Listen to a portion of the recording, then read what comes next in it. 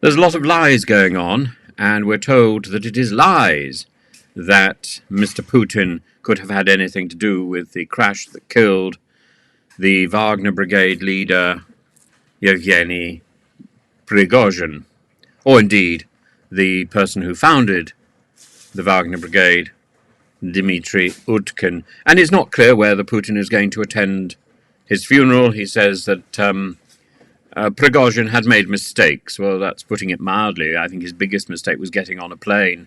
Maybe his biggest mistake was selling a Whopper hot dog to Mr. Putin in the first place and drawing attention to himself. But Putin and his spokesperson, Dmitry Peskov, insist that Putin isn't responsible for this man's death, as indeed he probably isn't responsible for the death of Sergei Yushchenkov, of Paul Klibnikov, of Anna Politkovskaya, of Alexander Litvinenko. Alexander Litvinenko is the fellow who died in London of polonium-210 poisoning in a cup of tea. Markelov, Estimirova, Boris Beranovsky, who died from an apparent suicide in his Berkshire mansion. Boris Nemtsov, who was shot 4 times in the back. Maybe he did that to himself on a bridge just outside the Kremlin. I'm not sure whether it was the Iron Bridge. I think it was the other one. Yeah,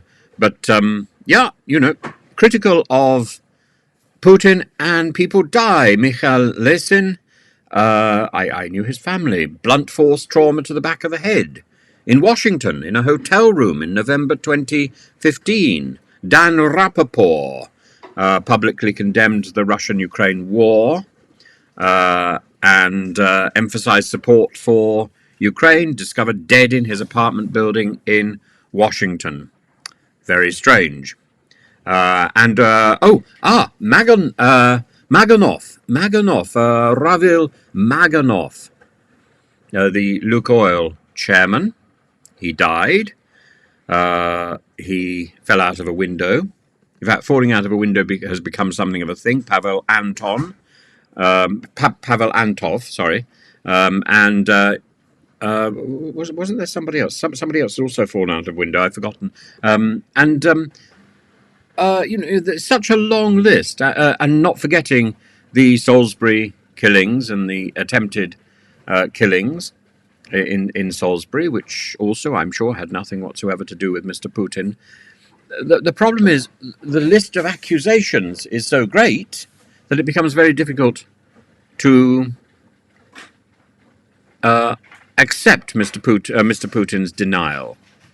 Anyway, at the moment, Putin is persuading all those people who are volunteering for military action, it's a euphemism for being in the Wagner Brigade, to take an oath of office to him in front of the Russian flag. So he's going to try and bring everything together under his control, and at the same time make it very clear that he's got nothing to do with any of these deaths and nothing to do with him.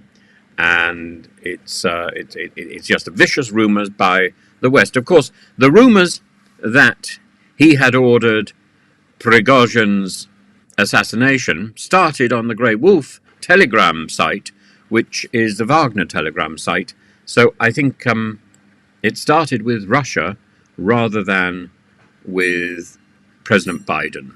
So I think Russia is blaming the wrong source, and maybe it's going to try and sweeten the pill. There is even some talk that it's going to allow consular visits to the American journalist held in captivity by Russia on spying charges, Evan Gershkovich. So it would be good to know that that's a possibility.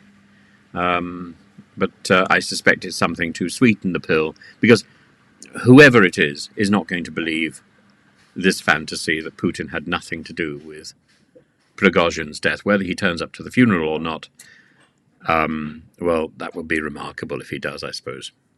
The ultimate in gloating.